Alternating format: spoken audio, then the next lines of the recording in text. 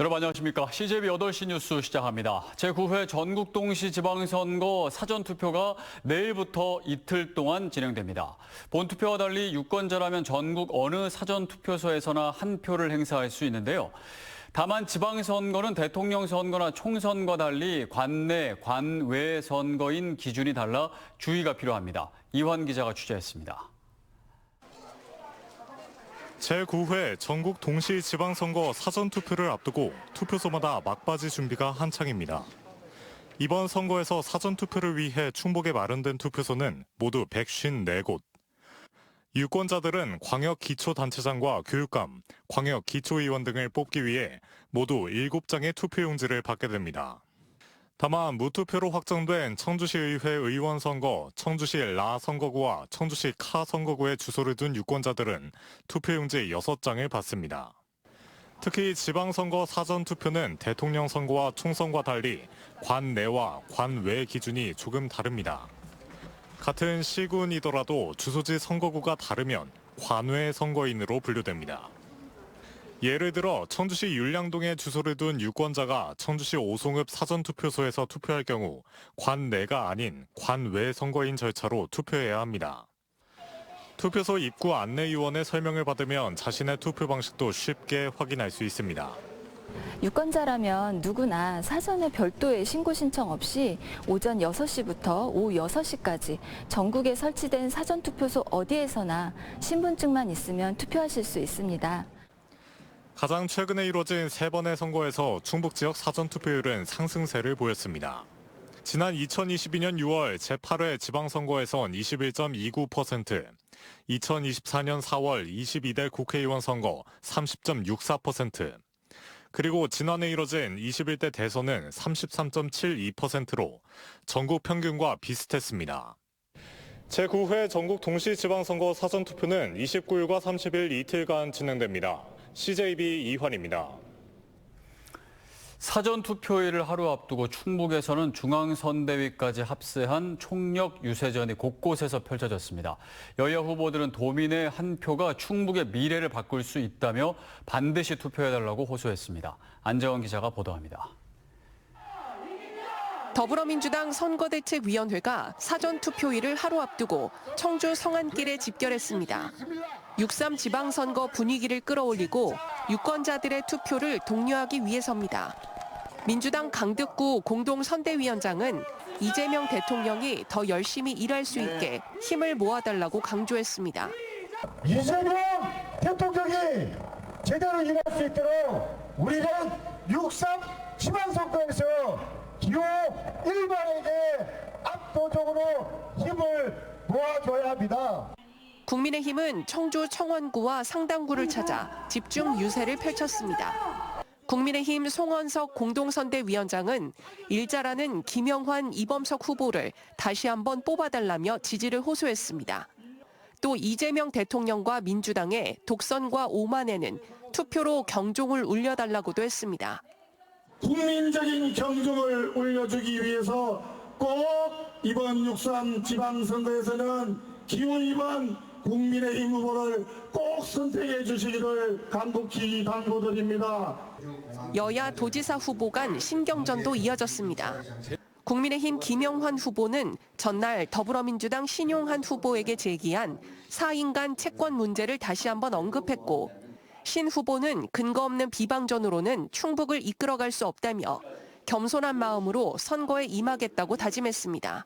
충북 도민들은 속 시원한 해명을 기다리고 있습니다. 만약 충분한 검증 없이 선거가 치러지고 이후 심각한 문제가 드러난다면 극단적으로는 재선거 상황까지 갈 수도 있습니다.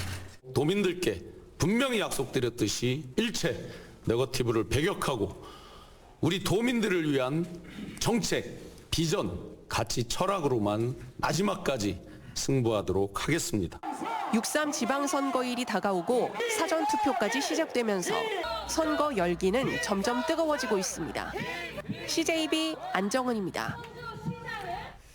정당 공천이 없는 충북 교육감 선거마저 선거일이 다가올수록 상호 고발과 법적 공방으로 얼룩지고 있습니다. 날선 공방전이 계속되면서 100년 대계를 이끌 후보들의 교육 정책과 비전은 가려지고 있다는 지적입니다. 이윤영 기자가 취재했습니다. 충북 교육감 선거판이 종반전으로 향할수록 후보 간의 날선 공방이 거세지고 있습니다. 김성근 후보 선대위는 윤건영 후보가 국민의힘 소속 영동군수 후보와 정책연대 협약을 맺은 것을 두고 지방교육자치법 위반이라며 경찰에 고발했습니다. 윤 후보 측이 즉각 협약을 철회하며 고개를 숙였지만 김 후보 측은 교육의 정치적 중립성을 명백히 위반했다며 엄정한 조사를 촉구했습니다.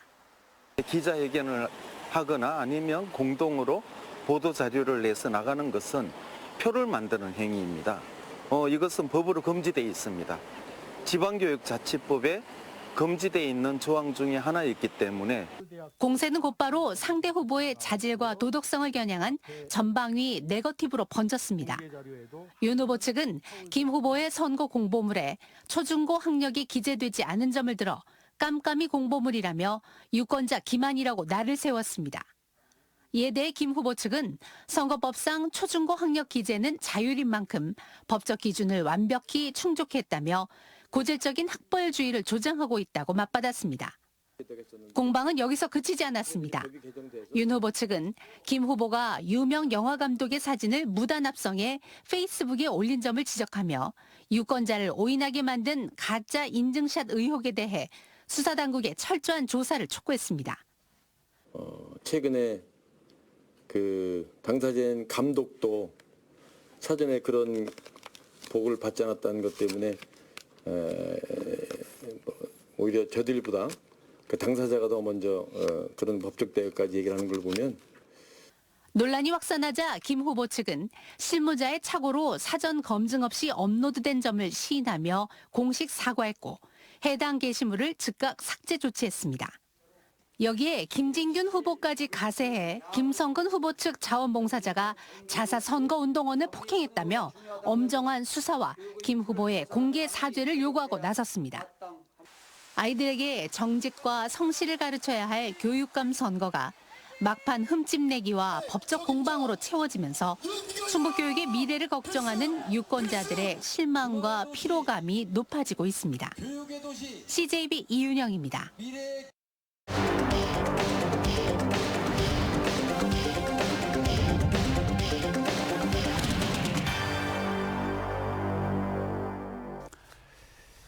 CJB는 뉴스 데이터 분석을 통해 청주시장 후보들의 핵심 공약을 차례로 검증하고 있습니다. 오늘의 의제는 경제입니다. 반도체와 바이오, 첨단 산업과 대기업 유치, 그리고 청주공항까지. 청주의 미래 먹거리를 두고 후보들은 어떤 성장 전략을 내놓고 있을까요? 김민영, 박원 기자가 짚어봤습니다.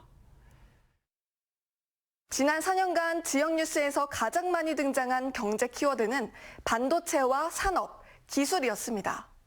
각 후보는 어떤 구상을 갖고 있을까요? 먼저 더불어민주당 이장섭 후보입니다. 이장섭 후보 경제 공약의 저변에는 산업 포트폴리오 다변화라는 목표가 깔려 있습니다. 청주가 특정 기업들에게만 의지해서는 경제 규모를 확대할 수 없다는 문제의식에서 비롯된 건데요. SK 하이닉스 외에도 청주 경제를 견인할 새로운 대기업을 유치하는 것, 그리고 오송과 옥산, 오창을 산업지구로 묶어 산업을 넘어 정주 여건까지 만들어내 청주 북서 지역을 하나의 신도시로 만들겠다는 것. 크게 이렇게 두 가지 공약이 있습니다. 기업 유치는 대부분의 후보들이 너도 나도 말하는 공약이죠. 시장이 된다 해도 마냥 대기업을 턱턱 데리고 올 수 있는 것도 아니라 참 막연합니다. 만약 대기업을 유치하는 게 쉬웠다면 진작 할 수 있었을 테지만 그게 아니었습니다. 그만큼 기업 유치는 무엇보다도 앞으로 당선자들이 정치력을 발휘해야 하는 부분이기도 합니다. 그럼에도 기업 유치 경쟁에서 어떤 전략을 사용할지는 후보의 계획을 한번 들어볼 필요가 있었습니다. 이 후보는 이렇게 자신의 전략을 설명했습니다. 용수, 전기, 용지 이렇게 지금의 SK 하이닉스 M19가 오게 되는 것도 바로 그런 준비가 되어 있기 때문이거든요. 대기업 사업장 5개 유치 공약을 낸 것들은 산업 인프라, 청주에 대기업이 와서 잘 기업 활동을 할 수 있도록 인프라를 갖추겠다, 이런 의미가 큽니다. 이 후보는 이렇게 들어온 기업들을 아예 오창과 옥산, 오송 북서지방에 모아 30만 신도시를 만들겠다고 했습니다. 어떻게 한다는 걸까요? 이 질문에도 비슷한 답변을 내놨습니다. 조례를 바꿔서라도 전폭적으로 지원하겠다는 계획입니다. 법인세 감면이라든지 여러 가지 청주시 차원에서 지원할 수 있는 부분들의 어떤 지원 조례, 어떤 근거가 되는 지원 조례를 만드는 것들은 이후에 기업들하고 논의 과정에서 기업이 원하는 부분들을 조례를 통해서 지원할 수 있도록 이렇게 할 것입니다. 이번에는 국민의힘 이범석 후보입니다. 이 후보는 소상공인 지원과 대규모 투자 유치를 중심으로 한 경제 공약을 내세웠는데 민선 8기 때 경제정책을 확대해서 이어간다는 방침입니다. 투자 유치 목표는 60조로 잡았습니다. 또 소상공인 대상 초저금리 대출 지원도 확대하겠다고 밝혔습니다. 소상공인 관련 공약은 민선 8기부터 추진해온 정책의 연장선상인데요. 청주시와 협약을 맺은 금융기관에서 소상공인이 대출을 받을 경우 평균 4.9% 수준의 고정금리 가운데 청주시가 3%의 이자를 지원하는 방식입니다. 지난 4년간 7,900여 건의 소상공인 대출에 대해 시 예산 59억 원을 투입해 이자를 지원했는데 앞으로는 지원 규모를 더욱 늘리겠다는 겁니다. 여기서 궁금증이 생깁니다. 두 가지 공약을 차례대로 살펴보겠습니다. 이 후보 재임 기간 SK 하이닉스 공장 증설 계획 등이 발표돼 청주는 첨단 산업 중심지로 성장해왔고 민선 8기 54조 원의 투자 유치에 성공했습니다. 그렇다면 이번 60조 원 투자 유치는 어떤 방식으로 달성하겠다는 걸까요? 이 후보의 방향성을 들어보겠습니다. 오송 3산단과 오송 K바이오 스퀘어를 조성을 추진하고 있고 오송 제4산단지도 본격적으로 추진을 해서 더 많은 기업들, 또 첨단 유망 기업들 대규모로 유치를 해서 우리 청주가 우리나라의 첨단 산업의 최고 중심지를 넘어서 핵심은 산업단지와 기반시설이었습니다. 기업이 들어올 수 있도록 부지를 만들고 전기와 용수, 교통 같은 인프라를 먼저 갖추겠다는 전략인데요. SK 하이닉스의 공장 증설이나 첨단 유망기업 유치를 염두에 둔 구상이었습니다. 다음은 소상공인 이자 지원입니다. 이 공약은 금융권과 협의가 필요한데 지원 규모를 얼마나 확대할 수 있을지가 관건입니다. 이 후보는 어느 정도의 합의를 이뤄낸 상태일까요? 들어보시죠. 금융권과 협의를 해서 소상공인 초저금리 지원 사업을 하고 있습니다. 당초에는 1.9%대 부담이었었는데 금융권과 협의해서 1.5%대로 낮췄고 앞으로 그 규모를 더욱 확대해서 소상공인 여러분들이 어려움을 극복하고 보신 것처럼 아직까지는 포부에 가깝습니다. 이 후보는 민선 8기 때 이미 실행했던 정책인 만큼 은행권과의 협의는 추후에 이어가고 지원 규모 또한 점차 증액하는 방안을 생각하고 있다고 밝혔습니다. 두 후보 모두 경제 공약의 중심에 기업 유치를 뒀습니다. 차이보다 공통점이 더 뚜렷합니다. 모두 기업이 들어올 수 있는 산업용지와 기반시설을 먼저 갖추겠다는 전략인데요. 하지만 이런 방식은 청주시가 이미 오래전부터 활용해온 기업 유치 방식이기도 합니다. 결국 차이는 누가 더 설득력 있는 기업 유치 전략을 갖고 있는지, 그리고 누가 더 빠르게 실행할 수 있는지에 달려 있습니다. 유권자들이 따져봐야 할 부분도 바로 여기에 있습니다. 데이터 공약 검증, 내일은 마지막으로 청주시장 후보들의 문화 공약을 짚어보겠습니다.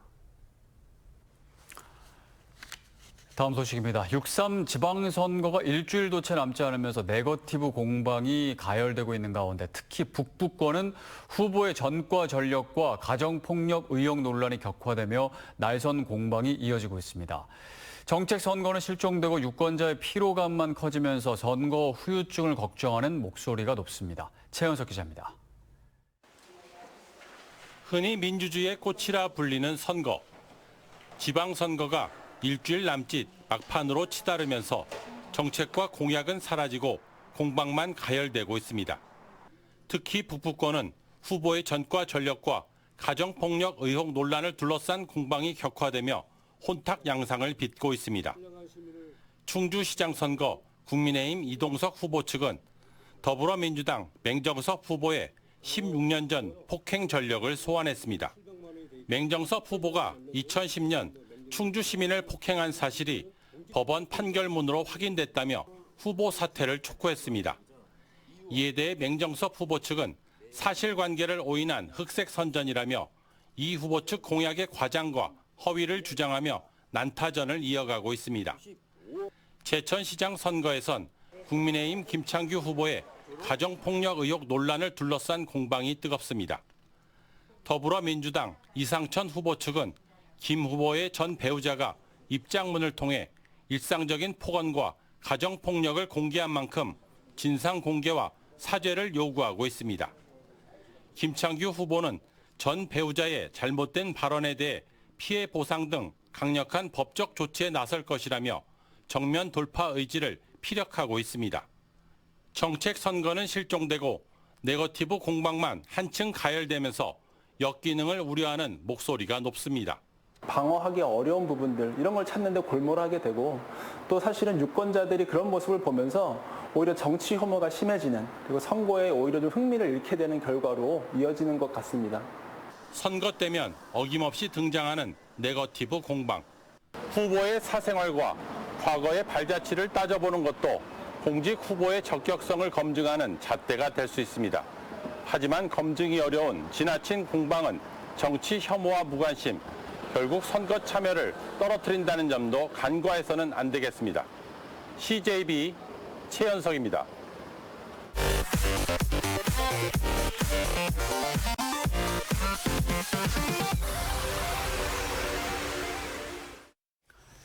국민의힘 이양섭 진천군수 후보는 기자회견을 갖고 더불어민주당 김명식 후보에 대해 탈세, 횡령 의혹이 제기됐다며 해명을 촉구했습니다.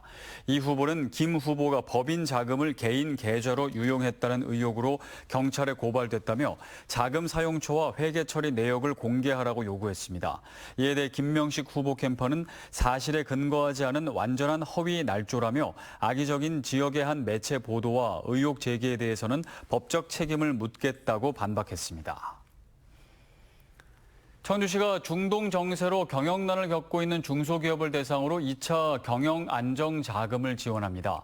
2차 경영안정자금은 200억 원 규모로 청주에 사업장을 두고 1년 이상 정상 운영하고 있는 중소기업이 지원 대상입니다. 신청 기한은 다음 달 8일부터 12일까지입니다. 충북경제포럼은 오늘 진천군 문백면 농다리 일원에서 이재진 회장을 비롯한 50여 명의 회원들이 참석한 가운데 제3회 경제인 산행 행사를 열었습니다. 회원들은 농다리 일대에서 트레킹을 하며 단체 화합과 친목을 도모하는 동시에 최신 경제 동향에 대한 의견을 나눴습니다. 충북경제포럼은 기업인과 경제단체장, 교수 등 250여 명의 회원을 둔 지역의 대표적인 경제단체로 강연회와 시군 순회 세미나 등 다양한 활동을 통해 충북 경제 발전에 앞장서고 있습니다. HK 이노엔 주식회사가 청주 지역 저소득층 아동의 예체능 교육 지원을 위해 장학금 1,200만 원을 기탁했습니다. 기탁된 장학금은 드림스타트 대상 아동 10명에게 매달 10만 원씩 1년간 지원됩니다. 제약회사인 HK 이노엔은 지난 2023년부터 장학금을 지속적으로 지원하고 있습니다. LH 충북지역본부가 영동 황간 통합 공공임대주택 40가구의 입주자를 모집합니다. 이번 공급은 청년과 고령자, 신혼부부 등을 대상으로 하며 임대료는 입주자의 소득 수준에 따라 시세의 35%에서 90% 수준으로 책정됩니다. 청약은 다음 달 8일부터 10일까지 인터넷 LH 청약 플러스나 황간역 현장에서 신청할 수 있으며 입주는 내년 7월 예정입니다. 이상으로 CJB 8시 뉴스를 모두 마칩니다. 함께해 주신 여러분 고맙습니다.